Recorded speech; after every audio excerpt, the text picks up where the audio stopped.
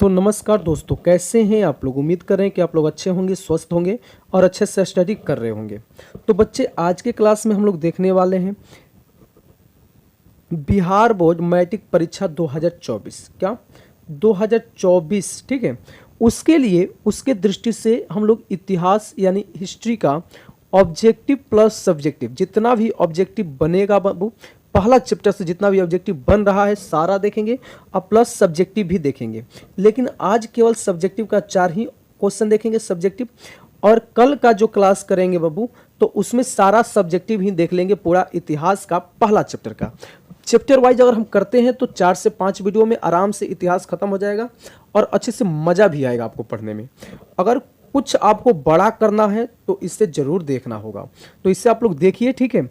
और अपने दोस्तों के पास इस सेशन को शेयर करिए। जो बच्चे नए होंगे वह चैनल को सब्सक्राइब कर लेंगे, ठीक है बच्चे। तो आइए चलते हैं क्वेश्चन की तरफ हम लोग। तो पहला क्वेश्चन की तरफ अगर हम देखें तो पहला क्वेश्चन कर रहा है बाबू, हम लोग पहले सब्जेक्टिव ही देखते हैं तब ऑब्जेक्टिव देखेंगे, ठीक है। सब्जेक्टिव में करना क्या है कि आपको हम बेसिक चीज़ें समझा देंगे, और कोई चीज़ समझा देते हैं तो आप लोग अपनी भाषा में उसे क्या करिएगा, बनाकर लिख सकते हो। अगर भाषा की नॉलेज नहीं रहेगा बाबू तो फिर दिक्कत होगा। चलिए, तो पहला करें कि जर्मनी का एकीकरण की बाधाएं क्या थी। सबसे पहले हम प्रश्न को समझते हैं। देखिए, जर्मनी एक देश है। एकीकरण मतलब होता है कि मान लीजिए कि पहले जर्मनी जो था बहुत से टुकड़ों में बटा हुआ था, खंडित था, अलग अलग हिस्सों में बटा हुआ था। तो सोचा लोग, जैसे ही समाज बदली, शासक बदले, तो सोचा कि जर्मनी का क्या किया जाए, एकीकरण किया जाए। एकीकरण मतलब जितना भी जर्मनी फैला हुआ है, भाग छोटे छोटे टुकड़े में बटा हुआ है, सबको जोड़ देना ही कहलाता है एकीकरण। तो आपको प्रश्न समझ में आ गया होगा कि जर्मनी की बात करा, वो भी जोड़ने की बात करें। तो जोड़ने के लिए भाई क्या क्या बाधा थी, तो पहला लिखिएगा आप लोग हेडिंग देकर कि जर्मनी के एकीकरण की निम्नलिखित बाधाएं थी। पहला, जर्मनी पूरी तरह से विखंडित राज्य था। विखंडित मतलब अलग अलग हिस्से में, छोटे छोटे भागों में जर्मनी जो था क्या था, बटा हुआ था। दूसरा लिखिएगा कि जिसमें लगभग 300 छोटे बड़े राज्य थे। और बताओ, जर्मनी बहुत छोटा है, जर्मनी एक छोटा एरिया है, वो भी 300 छोटे बड़े राज्य में बटा हुआ है। क्लियर। और उनमें धार्मिक, राजनीतिक, सामाजिक विभिन्नताएं भी मौजूद हैं। मतलब सबका धर्म अलग है, राजनीतिक अलग है, समाज अलग है। तो भाई सब अलग अलग समाज के हैं, तो उसको जोड़ना जानते हो ना कितना कठिन है, बहुत कठिन है। क्योंकि आप खुद से देख सकते हो कि एक समाज होता है और दूसरा समाज दूसरे समाज को अलग नज़रिया से देखता है, तो वहाँ पर ऐसी व्यवस्था थी। चौथा था, वहाँ प्रशासन, शक्ति, राज्य जो था अपना प्रभाव क्या था, बनाया हुआ था। यानी जो प्रासा था, समझिए प्रासा जो देश था वह जर्मनी के ऊपर शक्तिशाली देश था। वह अपना जो है वहाँ पर प्रभाव क्या किया था, बनाया हुआ था, दबदबा बनाया हुआ था। पांचवा देखें कि जर्मनी में राष्ट्रवाद की भावना का अभाव था। मतलब जर्मनी में राष्ट्रवाद यानी देश से प्रेम की अभाव था, ठीक है। और छठा जो कारण था जिसके कारण जर्मनी का एकीकरण का मुद्दा जो है उनके सक्षम नहीं था। यानी कहने का मतलब कि जिसके कारण जो था, यह पूरी समस्या के कारण जर्मनी का एकीकरण का मुद्दा जो था उसके समक्ष में नहीं था। समझ गए। हाँ, आप लोग आराम से 2-3 लिखना है, बस 2 नंबर का आएगा तो 1 2 3 लिख दीजिएगा, काम चल जाएगा। क्लियर है बच्चे। चलिए अगला देखते हैं। दूसरा क्वेश्चन कि खूनी रविवार क्या है। अब समझिए, खूनी मतलब क्या हो गया। खूनी रविवार को एक और नाम से जानते हैं, लाल रविवार, ठीक है। क्या बोलते हैं, लाल खून कैसा होता है, लाल रविवार के नाम से भी जानते हैं। अब समझिएगा खूनी रविवार क्या है, तो समझिएगा थोड़ा सा इतिहास कि 1905 ईस्वी में रूस, ध्यान दीजिएगा 1905 में हुआ क्या कि रूस था, ध्यान दीजिए, रूस बहुत विश्व का सबसे बड़ा देश है रूस, और जापान जो है छोटा देश है, पूरा विश्व का छोटा देश नहीं है, लेकिन जापान फिर भी बहुत छोटा है। जापान से रूस हो गया, हार गया, कोई युद्ध हुआ 1905 में, और उस युद्ध में जापान से रूस जो है हार गया। तो रूस के जो जनता थे क्या किए, वह विवाद कर दिए, ठीक है। रूस में एक नारा प्रकट कर दिए, मतलब लोगों में आक्रोश हो गया कि भाई इतना बड़ा रूस था, जापान से कैसे हार गया। और वह जो था नारा लगाते हुए एक महल थी, सेंट पीटर्सबर्ग महल की ओर चल दिए और वहाँ के जो जार का राजा था उन्होंने आदेश दे दिया कि आप लोग गोली चलाओ, और सब निहत्थे लोगों पर गोली चल गई। और उस दिन रविवार था। क्लियर? उस दिन क्या था? रविवार, इसलिए उसे कहते हैं लाल रविवार या खूनी रविवार। तो लिखना कैसे है आपको? सिंपल, आपको ज़्यादा कुछ नहीं करना है, बस कहानी की तरफ आपको लेकर चलना है कि 1905 ईस्वी के ऐतिहासिक रूस जापान युद्ध में रूस जो है बुरी तरह से पराजित हुआ। इस पराजय के कारण 1905 ईस्वी में रूस में क्रांति हुई। कैसे क्रांति हुई? तो 9 फरवरी 1905, याद रखिए, कहेगा खूनी रविवार कब हुआ था? तो 9 फरवरी 1905 ईस्वी को लोगों का समूह रोटी दो के नारे के साथ सड़कों पर प्रदर्शन करते हुए सेंट पीटर्सबर्ग स्थित महल की ओर क्या होने लगे? जाने लगे। परंतु जार की सेना ने इन निहत्थे लोगों पर, ठीक है, निहत्थे लोगों पर क्या कर दिया? गोलियां बरसाई, जिसमें हजारों लोग मारे गए। उस दिन रविवार था, इसलिए इस तिथि को खूनी रविवार या लाल रविवार के नाम से जाना जाता है। आपको समझ में आ गया होगा। आई होप आप लोग कमेंट करके बताइए कि सर और थोड़ा सा एक्सप्लेन करिए, ज़्यादा फास्ट पढ़ाइए, स्लो पढ़ाइए, आप लोग कहिएगा वैसे ही काम होगा बाबू। ठीक है, चलिए तो अगला क्वेश्चन की तरफ चलते हैं। देखिए यह बहुत ही मज़ेदार क्वेश्चन है। ठीक है, थोड़ा सा इसको समझना है, ज़्यादा नहीं। कह रहे बाबू कि उपनिवेशवाद से क्या अभिप्राय है या उपनिवेशवाद किसे कहते हैं, समझिएगा। तो उपनिवेश का मतलब होता है ना बाबू कि मान लीजिए कोई एक देश है, शक्तिशाली देश है, और अपने से कमजोर देश पर क्या कर ले? कब्जा कर ले, और यहाँ पर कब्जा करके इसका शोषण करने लगा। क्या करें? शोषण करने लगे, तो उसको ही हमको लोग क्या कहते हैं? उपनिवेशवाद कहते हैं। तो लिखिएगा कैसे कि किसी साम्राज्यवादी देश यानी शक्तिशाली देश द्वारा किसी दूसरे देश पर अधिकार कर उसकी सामाजिक, आर्थिक, सांस्कृतिक एवं शासन प्रबंधन पर नियंत्रण कर लेने को ही क्या कहते हैं हम लोग? उपनिवेशवाद कहते हैं। यह उपनिवेशवाद बढ़ा कैसे? तो एक क्रांति हुई, औद्योगिकरण, औद्योगिक के फलस्वरूप उपनिवेश का विस्तार जो हो क्या हो गया? हर जगह बढ़ गया। यूरोप में ध्यान दीजिएगा, उपनिवेशवाद कि मतलब हम लोग चले, कोई जो हमसे गरीब देश है, हमसे कमजोर देश है, उस पर क्या कर ले? हम अधिकार कर लें, और वहाँ पर शासन अपना चलाए, और शासन चलाकर वहाँ का हम लोग क्या करेंगे? चीज़ों को शोषण करेंगे। बात समझ गए? तो लिखिएगा किसी कोई शक्तिशाली देश किसी दूसरे देश पर अधिकार कर उनकी सामाजिक, आर्थिक, सांस्कृतिक एवं शासन प्रबंधन पर नियंत्रण कर ले, तो उसे ही क्या कहेंगे हम लोग? उपनिवेशवाद कहेंगे। क्लियर है बच्चे? चलिए आगे देखिए। ये भी क्वेश्चन बहुत ही फेमस है कि यूरोपीय इतिहास में घेटो, ध्यान दो, घेटो जो है शब्द किसके लिए, क्यों महत्व है? करें कि यूरोपीय इतिहास में घेटो का क्या महत्व है? तो देखो घेटो जो शब्द है ना बाबू, घेटो शब्द मध्य यूरोप देश में, ठीक है, यहूदी बस्ती, एक बस्ती थी, वहां पर यहूदी रहा करते थे, बस्ती का नाम था यहूदी, बस्ती के लिए प्रयोग किया जाता था यह शब्द, घेटो शब्द। आज की भाषा में यह एक धर्म, प्रजाति या समान पहचान वाले लोगों को क्या कर रही है? दर्शा रही है। ठीक है, एक यह पहचान है जिसे आप लोग नहीं कहते हो ओ देखिए ना, यह समाज है। तो क्या हो रहा है? एक तरह के लोग वहां पर जब रहते हैं, ठीक है, तो यहाँ पर क्या थे?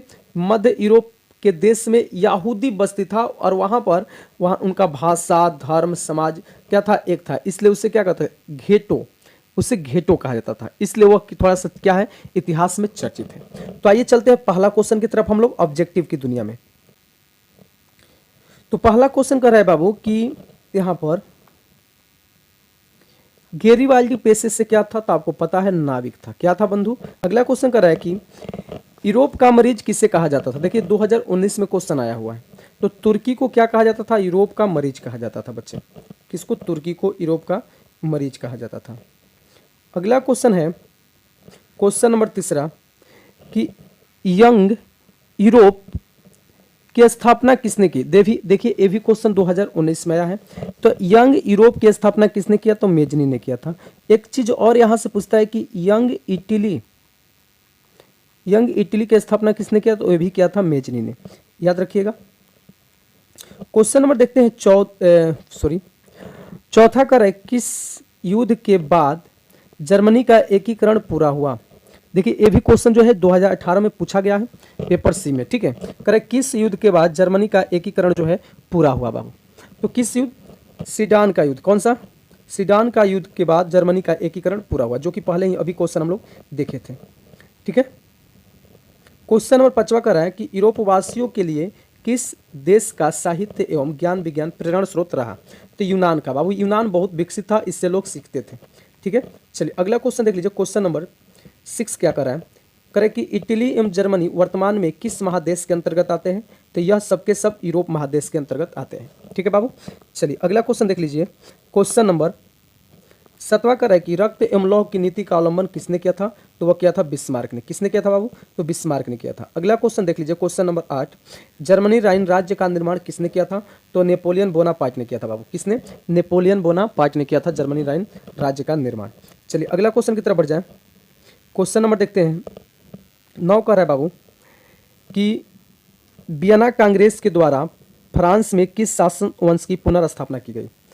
तो बुर्बो राजवंश। पहले था बुर्बो राजवंश, जो कि क्या था, निरंकुश शासक था, ठीक है। नेपोलियन आया, हटाया, फिर नेपोलियन खत्म हो गया, मेटरनिक आया, मेटरनिक ने पुनः क्या कर दिया, बुर्बो राजवंश स्थापित कर दिया, ठीक है। चलिए 10वां क्वेश्चन करे बाबू कि सन 1870 में फ्रांस और प्रसा के बीच युद्ध कहाँ हुआ था। फ्रांस और प्रसा के बीच जो है युद्ध कहाँ हुआ था। तो हुआ था बाबू सेडान में। कहाँ, सेडान। 1870 याद रखेगा। किसके किसके बीच हुआ था पूछा जाता है, तो फ्रांस और प्रसा के बीच युद्ध हुआ था, सेडान। चलिए अगला क्वेश्चन की तरफ बढ़ जाए।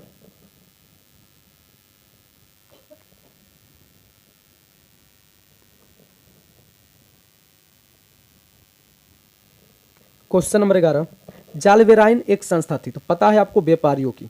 जालवेराइन कैसी संस्था थी, तो व्यापारियों की एक संस्था थी, ठीक है बच्चे। अगला क्वेश्चन देखिए। क्वेश्चन नंबर 12, बिस्मार्क निम्न में से क्या था। आपको बताना है बच्चे कि बिस्मार्क क्या था। तो यह एक कूटनीतिज्ञ था। क्या, कूटनीतिज्ञ था बिस्मार्क, ठीक है। चलिए अगला क्वेश्चन देखिए। करे कि 1829 की एड्रियानोपोल की संधि किस देश के साथ हुई थी। एड्रियानोपोल की संधि जो है किस देश के साथ हुई थी, एड्रिया। तो याद रखिएगा यह तुर्की के साथ हुआ था। एड्रियानोपोल की संधि तुर्की के साथ हुआ था, क्योंकि यूनान जो था, ध्यान दीजिएगा, यूनान पर तुर्की कब्जा कर लिया था, ठीक है। और जब यूनान क्या हो गया, स्वतंत्र हुआ, तो उस समय समझौता हुआ, एड्रियानोपोल की संधि हुई। और यह किसके किसके साथ हुई, तो तुर्की और यूनान के बीच, ठीक है। चलिए अगला क्वेश्चन देखिए। अगला क्या है, 14 नंबर क्वेश्चन बाबू कि इटली एवं जर्मनी के एकीकरण के विरोध निम्न में से कौन था।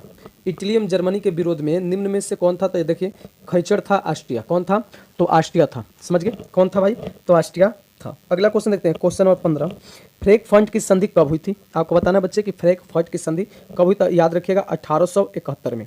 यह लास्ट चल रहा है, जितना हो सके उतना आप लोग देखते रहिए, ठीक है ना। 1871 में हुआ था लास्ट। अगला क्वेश्चन देखिए। क्वेश्चन नंबर 16 क्या करा, यूरोप वासियों के लिए किस देश का साहित्य एवं ज्ञान विज्ञान प्रेरणा स्रोत रहा। तो ये भी अभी देखें हम लोग, यूनान। कौन, यूनान का, ठीक है। चलिए अगला देखते हैं। मेजनी का संबंध किस संगठन से था। तो याद रखिएगा कार्बोनरी से। मेजनी का संबंध किससे था भाई, कार्बोनरी से, ठीक है। क्वेश्चन आता है कि मेजनी कार्बोनरी का सदस्य कब बना, ठीक है। जल्दी से कमेंट करके बताइएगा आप लोग। काउंट काबुल को विक्टर इमैनुअल ने किस पद पर नियुक्त किया था। तो प्रधानमंत्री बना दिया था। किस पद पर, तो प्रधानमंत्री, याद रखिएगा बाबू। चलिए अगला क्वेश्चन देखते हैं। करे कि वियना कांग्रेस में कौन राष्ट्र सम्मिलित नहीं है। वियना कांग्रेस में कौन सा राष्ट्र जो है सम्मिलित नहीं था, वियना कांग्रेस, ठीक है। वियना कांग्रेस में कौन सा राष्ट्र सम्मिलित नहीं था। तो वह जर्मनी सम्मिलित नहीं था। तीनों के तीनों क्या थे, सम्मिलित थे। क्लियर है। चलिए अगला क्वेश्चन देख लीजिए। Question number 20। क्वेश्चन नंबर 20 कर है बाबू कि वियना कांग्रेस में पवित्र संघ की योजना किसने प्रस्तुत किया। देखिए, तो वियना कांग्रेस में पवित्र संघ की योजना जो है किसने प्रस्तुत किया। तो वह क्या था, रूस ने। किसने किया बाबू, तो रूस ने किया था, याद रखिएगा। अगला क्वेश्चन है क्वेश्चन नंबर 21, यंग इटली का संस्थापक कौन। अभी बताया कि मेजनी। यंग इटली और यंग यूरोप कहेगा तो मेजनी था, ठीक है। चलिए अगला देखें।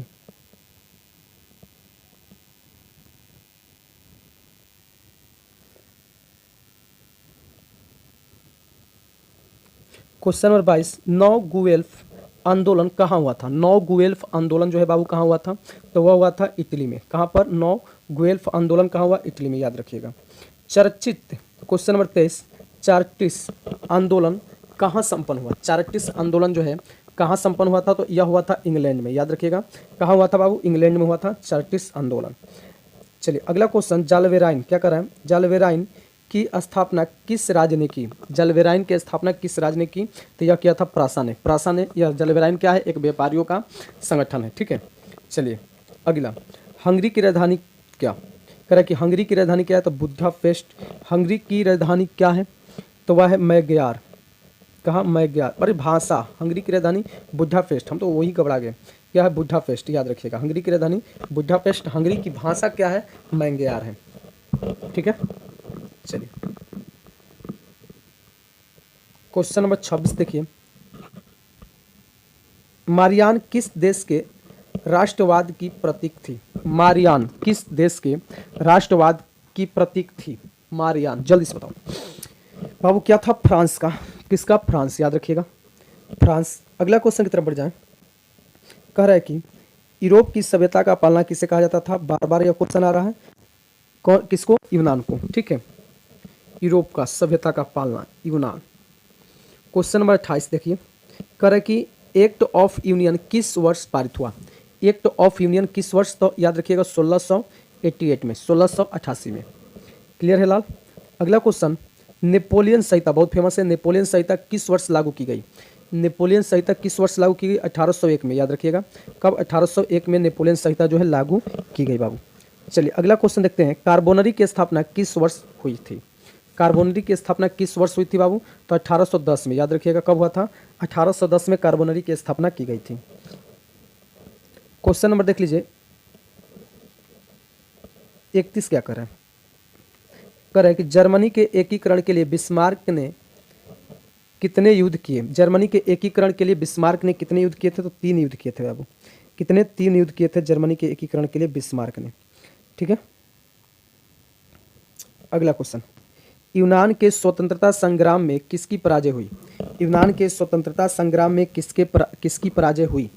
तो तुर्की की पराजय हुई बाबू। यूनान और ये दोनों बाजे थे, कौन हार गया? तुर्की हार गया, ठीक है। बहुत ही कहानी इसका इंटरेस्टिंग है। अगला, 1789 की फ्रांसीसी क्रांति के समय वहाँ किस राजवंश का शासन था?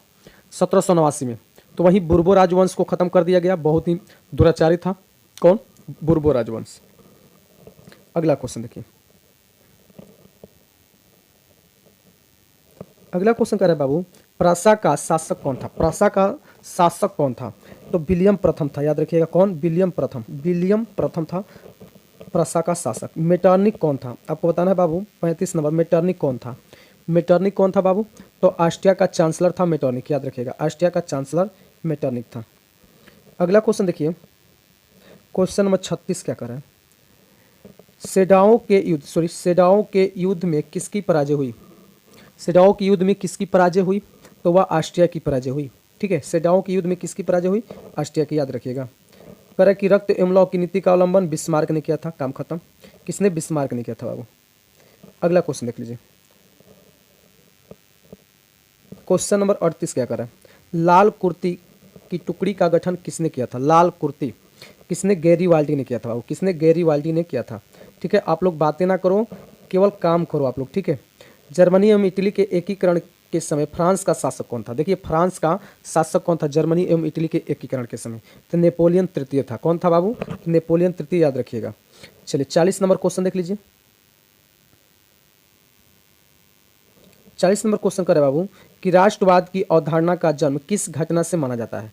राष्ट्रवाद की अवधारणा का जन्म जो है राष्ट्रवाद देशों में तो पुनर्जागरण काल से, याद रखिएगा। किसके? तो पुनर्जागरण काल से माना जाता है। सिडनिया क्या करा? सर्डिनिया पिंडमाउंट का शासक कौन था? सर्डिनिया पिंडमाउंट का शासक कौन था? तो विक्टर एमेनुअल था। कौन था? विक्टर एमेनुअल, याद रखिएगा। कौन था बाबू? विक्टर एमेनुअल था सर्डिनिया पिंडमाउंट के शासक। क्वेश्चन नंबर देखते हैं 42, किस संघ द्वारा स्वतंत्र यूनान राष्ट्र की स्थापना हुई? किस संघ के द्वारा स्वतंत्र यूनान राष्ट्र की स्थापना हुई? तो कुस्तुनतुनिया की संधि, कुस्तुनतुनिया की संधि, उसी कुस्तुनतुनिया की संधि के थ्रू यूनान जो है क्या हो गया? स्वतंत्र हो गया, स्वतंत्र राष्ट्र घोषित किया गया। ठीक है, अगला क्वेश्चन देखिए। क्वेश्चन नंबर, किस संधि के द्वारा जर्मनी का एकीकरण पूरा हुआ? किस संधि के द्वारा जर्मनी का एकीकरण पूरा हुआ? फ्रैंकफर्ट की संधि। किसके? फ्रैंकफर्ट की संधि द्वारा जर्मनी का एकीकरण। क्वेश्चन आएगा जर्मनी का एकीकरण, तो बिस्मार्क का भूमिका वहां पर ज्यादा था। चलिए अगला क्वेश्चन देखते हैं, क्वेश्चन नंबर 44। क्वेश्चन नंबर 44 कर रहा बाबू कि युवा इटली का संस्था का विकास किया किसने? युवा इटली, वही है यंग इटली, किसने? मेजनी ने किया था। ठीक है, अगला लास्ट क्वेश्चन आज के सेशन का, नेपोलियन ने जर्मनी में किस संघ की स्थापना की? नेपोलियन ने जर्मनी में किस संघ की स्थापना की? याद रखिएगा, नेपोलियन ने तो राइन संघ की। ठीक है बाबू, तो आप लोग तैयार रहिएगा 8 से 9 के लिए। ठीक है, शाम में क्लास आप लोग का जो रात वाला क्लास है 8 से 9, उसमें आप लोग का चलेगा मैथ। ठीक है, अब मैथ में सब्जेक्टिव चलेगा, याद रखिएगा क्या चलेगा बाबू? तो सब्जेक्टिव आप लोग का क्लास चलेगा मैथ के अंतर्गत। ठीक है, सब लोग तैयार रहिएगा और सेशन को अपने दोस्तों के पास क्या करें? शेयर करिए बाबू, आप लोग जितना हो सके शेयर करिए। अगर आप व्हाट्सएप ग्रुप में जुड़ना चाहते हैं तो आपको व्हाट्सएप नंबर दिया गया है। ठीक है, उसमें आपको जुड़कर लिख देना है। ठीक है, व्हाट्सएप ग्रुप पर मैसेज कर देना, आई एम स्टूडेंट लिख देना है, आपको ग्रुप के अंदर क्या कर दिया जाएगा? जोड़ दिया जाएगा। तो मिलते हैं फिर अगले सेशन में, तब तक के लिए जय हिंद, जय भारत।